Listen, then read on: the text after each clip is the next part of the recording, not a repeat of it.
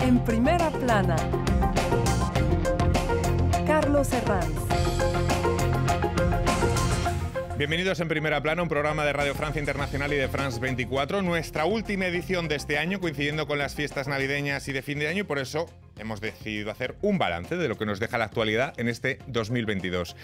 Para hacer el balance me acompañan en este estudio 4 invitados. Les presento ya a Pascal Drouot, analista internacional, corresponsal del Diario de Hoy. Bienvenido. Buenos días. Bob Zeng, máster en la Escuela Superior de Comercio de París y en Asuntos Globales en la Universidad de, a ver si lo digo bien, Tsinghua. Sí, Tsinghua. Bienvenido, Buenos Bob. días.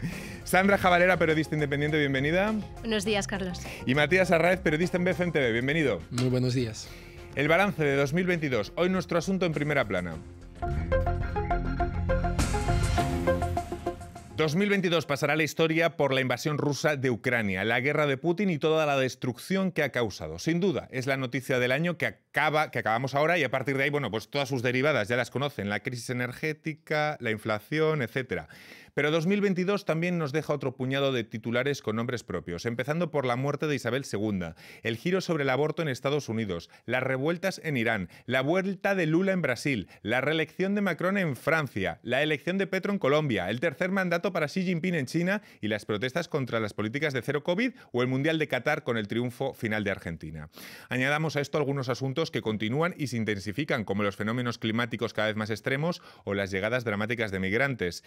Repasemos lo que nos deja este 2022 con algunas portadas. Diario El País. Putin lanza un ataque masivo contra Ucrania. Daily Express. Nuestra amada reina ha muerto. Revista Semana con la elección de Petro en Colombia. ABC. Europa respira con el claro triunfo de Macron. QG Internacional. Irán el régimen contra el muro. La Nación. Gloria eterna. Argentina campeón.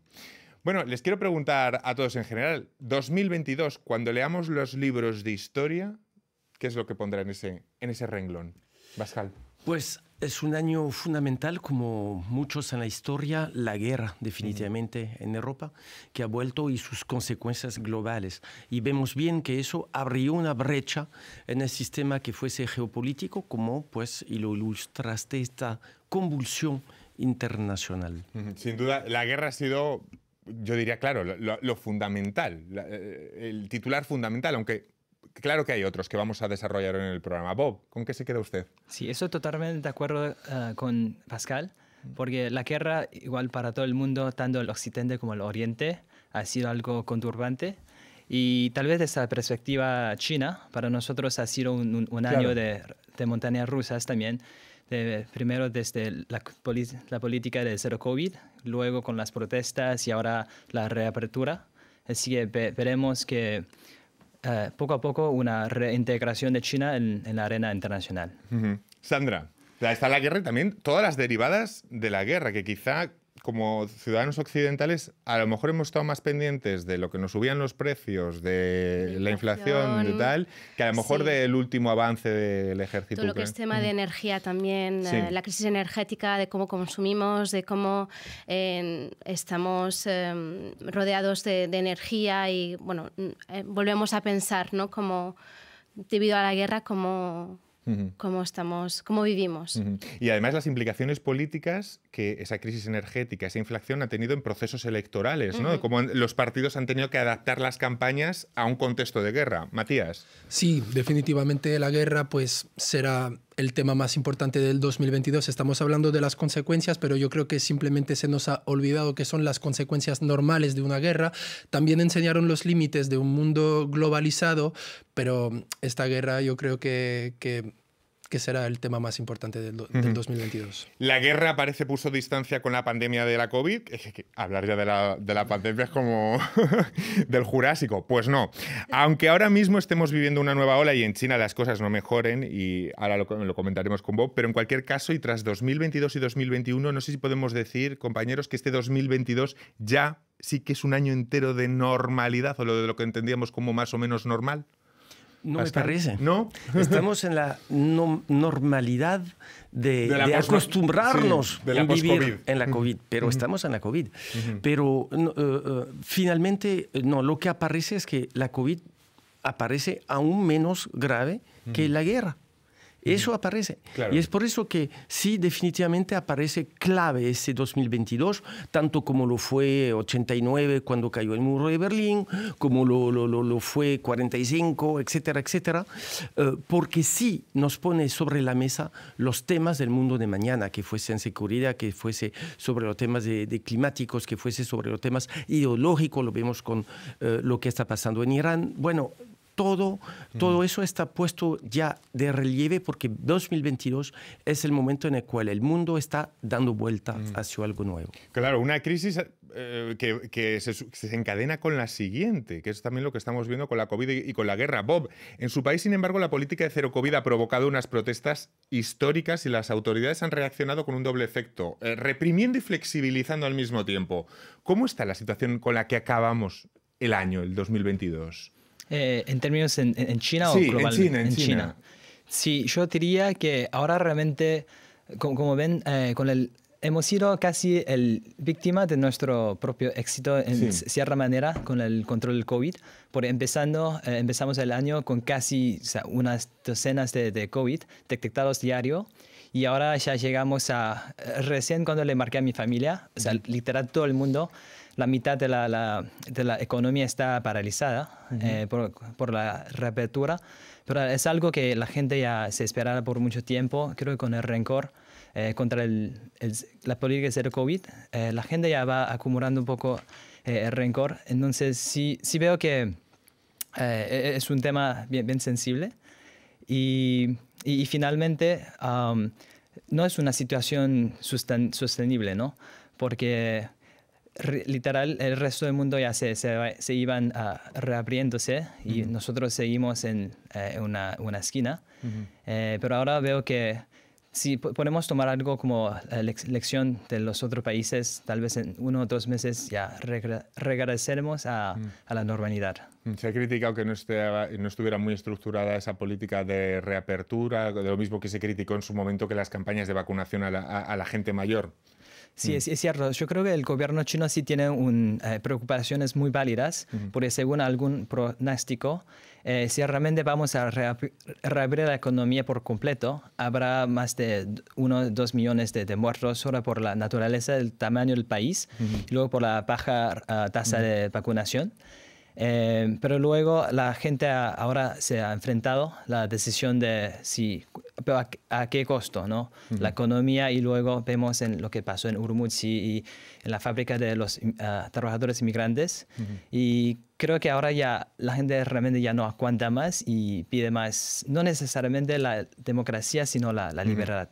Es un programa de año, de resumen del año, es por eso que vamos saltando de un tema a otro para hacer, digamos, como un fresco, ¿no?, de lo que ha pasado en 2022.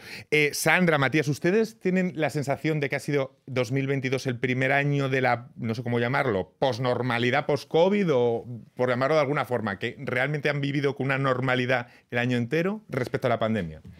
Vamos a ver, la palabra normalidad es muy subjetiva porque según, o sea, podemos hacer algo de anormal, algo normal. Claro. Sin embargo, sí que es verdad que hemos intentado volver a coger nuestras vidas de forma normal, ¿no? Ir a trabajar, irse de vacaciones, ver a la familia y demás. Sin embargo, el COVID sigue ahí y es como nos hemos adaptado a esta enfermedad, como cuando alguien se adapta a saber que la gripe existe y que, bueno, pues si estamos enfermos no vamos a trabajar o no vamos a ver a la familia, ¿no? Pues coger estas medidas. Yo creo que eso es lo que yo he visto y que hemos podido volver a la normalidad en el día a día. Quizá hubiera sido el titular de este 2022 si no hubiera venido Putin con la invasión, pero también es sorprendente, como decía Pascal, cómo encadenamos crisis en este momento de la historia. Sí, yo creo que la guerra también dio otra prioridad, porque pues es verdad que sigue aquí el COVID, pero es una nueva normalidad, ya que tenemos una respuesta que es la vacuna. Pues la economía lo pedía, la gente lo pedía, la sociedad en general tocaba seguir viviendo, ya que se veía que sí se podía vivir y como lo decía Sandra, pues como con cualquier gripe, pues tocaba, pues cuando uno está enfermo, pues quedarse en casa y seguir viviendo porque de eso se trata. Hablando de Ucrania, la revista Time eligió, como vemos en su portada, a Volodymyr Zelensky personaje del año 2022. ¿Les ha sorprendido el presidente ucraniano que se haya revelado como ese gran estratega, Matías? No, realmente no, porque pues él lo tenía muy fácil. Cuando empezó la guerra le ofrecieron escaparse de una cierta manera, pero decidió quedarse pues porque yo creo que Ucrania es la clave del mundo libre. O sea, él era todo un símbolo y creo que pues obviamente por su pasado de ser un actor, pues lo hacía muy bien, es un muy buen locutor y creo que es el mejor representante de su país, lo hace muy bien, comunica muy bien y obviamente se ha vuelto todo un símbolo para su pueblo, porque toca recordar también que antes de que empezara la guerra, él no tenía tan buena popularidad, porque había sido elegido sobre un programa de anticorrupción y pues no lo estaba cumpliendo tanto. Y se volvió hoy en día un símbolo y los ucranianos lo apoyan, están detrás de él. Si ustedes tuvieran que elegir en esa portada de Time al personaje de 2022, Sandra, ¿usted a quién escogería? Yo estoy más por Mahsa Amini. Por toda la revolución que ha engendrado en Irán, por los derechos de la mujer, pero también los derechos humanos, porque esto ha sido como la gota que ha colmado el vaso para mostrar que algo ocurre, ¿no? en Oriente, en Irán, pero también en otros países, y que hay que volver a poner apretar las tuercas para poner las cosas en respeto a los derechos humanos. Pascal. Pues diría Zelensky, porque definitivamente... Coincide con Time, con la revista. Sí, coincido porque hoy en día... Sí, y hoy en día vemos, además, a raíz de la visita en Washington, esa cristalización mítica del personaje y, como dijo Matías, usando la palabra de mundo libre, estamos ya poniéndonos en un momento clave donde vamos a tener que escoger. Y el tener que escoger va a condicionar el mundo que está llegando. Entonces sí creo que... Creo que Matías quiere destacar a un compañero suyo referido a Ucrania, ¿no? Como personaje del año. Sí, yo quiero recordar a mi compañero Frédéric Leclerc-Imhoff, que era camarógrafo en BFM TV, porque es todo un símbolo. Obviamente no solo falleció Frédéric en Ucrania siendo periodista, hubo muchos otros, pero pues representa la libertad de informar y sobre todo el peligro y la suerte que tenemos de vivir en un mundo libre donde sí se puede informar. Frédéric era un apasionado, un obrero de la información y también sabía los riesgos que podían pasar. Bob, muy brevemente, su personaje de 2022, porque me tengo que ir a la pausa. Sí, yo diría sería nuestro expresidente Jiang Zemin, que recién falleció en este año, chino que también fallecido. marcó la transición de poder en el mandato chino. Sí. Pues vamos a hacer una breve pausa y en unos instantes vamos a seguir hablando de todo lo que nos deja 2022 y además a la vuelta de pausa vamos a comentar las tendencias que se van a sorprender para 2023. Hasta ahora. Soy Natalia Mendoza, su corresponsal de France 24 en Roma. Sigan conmigo todas las noticias de Italia en nuestros noticieros y en la programación diaria. Natalia Mendoza, una de los 200 corresponsales de France 24 en el mundo. Continuamos en Primera Plana esta semana haciendo balance de 2022 en nuestro último programa del año. 2022, año electoral especialmente intenso en América Latina. Pascal, bueno, sobre todo triunfos de la vuelta de Lula en Brasil, el triunfo de Petro en Colombia. ¿Qué destacaría del año electoral en América Latina que ha sido efervescente? Sí, definitivamente. ¿Una oleada de izquierdas? Diría alternancias políticas, esos gritos de los pueblos que llaman a justicia, que están cansados de todos esos disturbios, esas tensiones, que quieren justicia social. Lo vimos con la elección de Lula, lo vimos con Petro, lo vemos y lo estamos viendo, pues en Perú lo estamos viendo, este revuelto llamando pues a eso. Ahora, ojo, América Latina es un continente diverso, con el Caribe 33 países, 33 realidades diferentes. Existe esa esperanza, pues, de una unión regional nueva gracias a esas convergencias políticas, pero también existen regímenes muy autoritarios. En Nicaragua sigue ahí los Ortega. Es decir, pues que esa diversidad está, pero definitivamente 2022 en América Latina, las alternancias y esa esperanza de una nueva reactivación regional en favor de la reactivación económica. Aquí en Europa ha habido otros dos nombres que han salido de procesos electorales triunfadores, el presidente Macron, que fue reelegido el pasado mes de abril, y Giorgia Meloni, la ultraderechista en Italia. Tenemos ese cartel de triunfadores en procesos electorales en el que estaría Lula, en el que estaría Petro, en el que estaría Macron, en el que estaría Meloni. ¿A quiénes destacarían, Matías? Pues yo creo que la reelección de Macron fue muy natural. O sea, lo estábamos comentando, pues ni siquiera nos dimos cuenta, porque no tenía competencia tampoco. O sea, él simplemente siguió en el cargo. Ahora sí, las elecciones legislativas que siguieron, ahí dieron una realidad, un panorama más real de la política francesa. Entonces, porque pues, recordemos que perdona, Matías, recordemos a los espectadores y oyentes que en esas legislativas los franceses quitaron la mayoría rodillo, la mayoría parlamentaria a Macron. Es decir, lo que los franceses votaron en 4 rondas es sí queremos seguir con el presidente Macron, pero sin una mayoría legislativa. Sí, ¿cuál es la lección de esas elecciones? Pues simplemente que el pueblo está muy fragmentado al nivel político y que quiere otra representación. Quizás también aquí están los límites de la elección presidencial en Francia. Sandra, de este puñado de triunfadores en carteles electorales, ¿a quién destacaría? A mí Meloni, porque creo que es la sensación del nacionalismo sube en Europa, pero en el mundo entero, y creo que es una cuestión que hay que observar para los años venideros, porque la derecha la ultraderecha está teniendo mucha presencia. Aunque es una ultraderecha también bastante distinta, ¿no?, a esa antieuropea de Víctor Orbán, por ejemplo, ¿no? Pero mira, Le Pen, que ya 2 años consecutivos han estado aquí en las elecciones, en la segunda ronda, así que yo creo que algo ocurre. En China tendríamos que destacar, Bob, el 3er mandato para Xi Jinping, ¿no? Sí, lo cual es algo que ya se esperaba casi en todos los medios, así que no vino como una sorpresa. No es como claro, esto no es cartel electoral, como decíamos, es otra cosa. Sí, de acuerdo. Pero de todos modos, igual para mí fue sorprendente de ver cómo hasta en la Asamblea Nacional, que habíamos, si vemos los más altos las personas de altos niveles, hasta la gente del lado más moderado ha sido sacada de este mandato, y es decir, ahora el poder se va cada vez concentrando en la mano de una sola persona, y lo cual también veo, por un lado sí, él sigue teniendo la popularidad entre la gente, pero ahora con las políticas de cero COVID también se vuelve cada vez más controversial.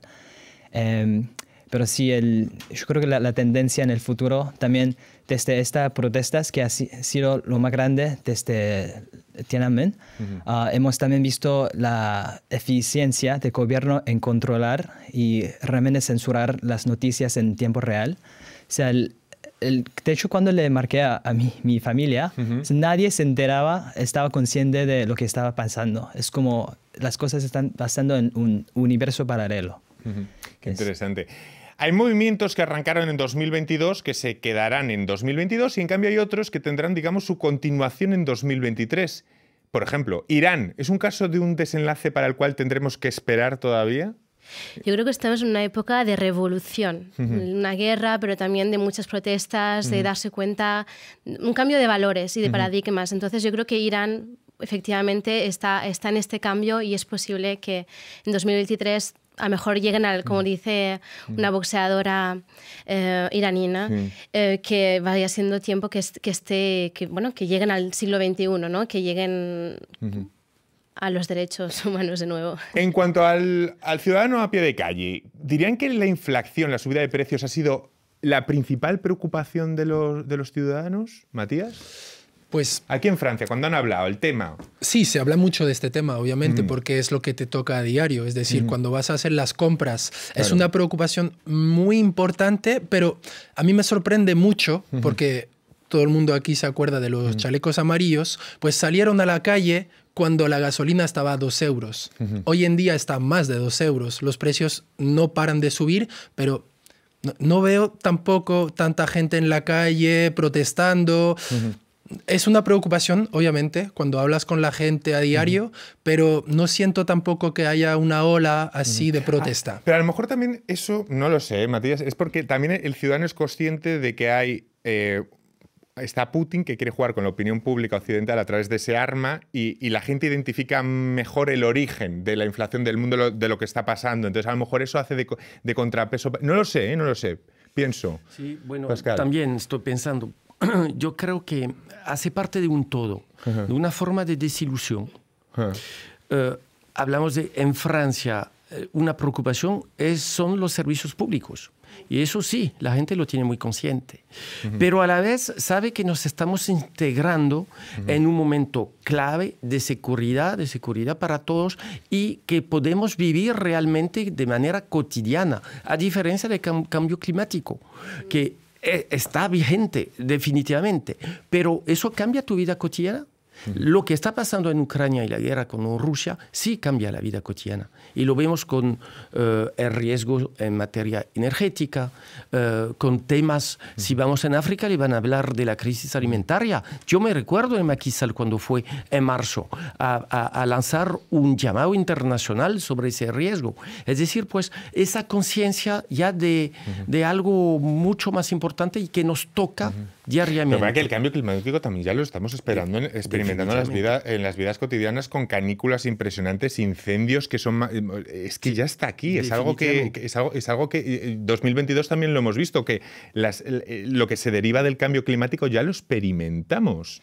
Y seguiremos haciéndolo, o sea, a nivel también de agricultura, porque quien dice cambio climático dice calores más intensos, pero fríos más intensos. Mirad qué fríos están haciendo ahora. Hoy en Estados Unidos están hablando de una oleada de frío de menos 50 grados. O sea, está habiendo una desregularización total del clima, y eso va a influir en nuestra forma de vivir y también de tener alimentos, ¿no? De la agricultura y de lo demás. Más cosas. No sé si estarán de acuerdo conmigo, pero si hay un país que ha dado titulares en este 2022, ese ha sido Reino Unido. ¿No les parece? Ha sido el país que más titulares ha dado en este 2022. ¿Cómo ha encadenado la inestabilidad en el gobierno, los escándalos de Boris Johnson, ese paso de Liz Truss? ¿Quién se acuerda de Liz Truss ahora mismo? Sí. Ahora con Sunak, la muerte de Isabel II, los líos en la familia Windsor. Sí. De hecho, han hecho una serie en Netflix, los príncipes, ¿no? Es como... Bueno, se está volviendo tendencia esto de contar tu vida privada siendo rey o... Sí, dentro de Netflix. ¿Quién iba a decir que la etapa post-Brexit iba a ser tan movida en Reino Unido, Pascal? Pues definitivamente, pero a la vez esa mezcla parece también una telenovela, un poquito de frivolidad, aunque no estamos a la frivolidad, pero necesitamos. Lo que pasa es que también hay humor inglés, ¿no se acuerdan con Liz Truss y la lechuga? Los ingleses también ponen de su parte para convertirlo en un poco, no sé si desdramatizarlo. Bob, ¿cómo has visto lo que ha pasado en Reino Unido? Sí, totalmente de acuerdo. Me acuerdo que había una época que cuando yo pedía la visa para entrar a Reino Unido, pero al final me llegó la visa después de 3 mandatos de primer ministro, una reina y un rey nuevo. Eso quiere decir realmente hay tanta incertidumbre respecto a la política ahí. Y también, por un otro lado, yo creo que desde China, si ves los medios estatales, también la gente se divierte un poco en este caos. Es como, wow, ¿qué está pasando, no? Por ponerle un punto positivo a los minutos finales de nuestro programa, si les preguntara por noticias positivas que nos deja 2022, ¿podrían recordar alguna? Esto ya sé que es complicado el ejercicio. ¿Alguna noticia de 2022 positiva? Matías. Pues no es una noticia en sí, pero yo creo que normalizar la manera de hablar del cambio climático me ha parecido muy bueno. Sí. Porque ya no se habla de un loco que dice que el cambio climático, que yo qué sé, que se trata de aportar soluciones y me parece muy bien que ya la gente se concientice un poquito acerca de este tema. Yo les di también otras ideas, nuevos éxitos en la lucha contra el cáncer, el feminismo en las protestas de Irán o Europa que ha aprobado, por ejemplo, un cargador único para todos los dispositivos electrónicos que se vendan en su territorio. Así no tendremos que estar... Sí. Bueno, sí que ha habido alguna cosa, ¿no? Sí, definitivamente. Y eso ilustra, por ejemplo, lo que dijiste, ilustra esa voluntad de búsqueda de unión hacia un objetivo común. Y destacaría justamente ese soplo para la libertad de la juventud. Y eso lo vemos en el mundo entero. Eso da mucha confianza. Miremos a 2023 brevemente en los últimos instantes del programa. Les comento algunas tendencias de las que vamos a hablar en 2023 según un artículo del diario El País. A ver qué les parece. ¿El doga o yoga para perros? ¿Qué les parece? Tendencia 2023. ¿Por qué no? ¿No? Porque no sé. Las super apps, todas las aplicaciones en una sola, concentrada, y que en Asia ya son muy populares. No sé si Bob nos puede confirmar o no. Las super apps va a ser tendencia. De hecho, es lo que ya existe aquí en China. Ahí, con WeChat, con Alipay tenemos todo está integrado. Pero puede ser una tendencia interesante con Elon Musk. Ajá. Más tendencias. La exploración como tendencia. No tanto las apps, sino la búsqueda de información de la experimentación sexual. Pero esto no es noticia, esto ocurre. La moda del silencio, cursos para buscarlos, retiros. ¿Qué les parece? Vuelven los cócteles sin alcohol y el mindful drinking y la explosión definitiva de las dietas ecosostenibles. Bueno, ya ven, 2023. Y el color que va a ser el magenta, por cierto. Muchísimas gracias a los cuatro, a todos ustedes, que tengan un feliz fin de año y les esperamos aquí en Primera Plana ya en 2023. Ha sido un placer, gracias. Muchas gracias. Gracias.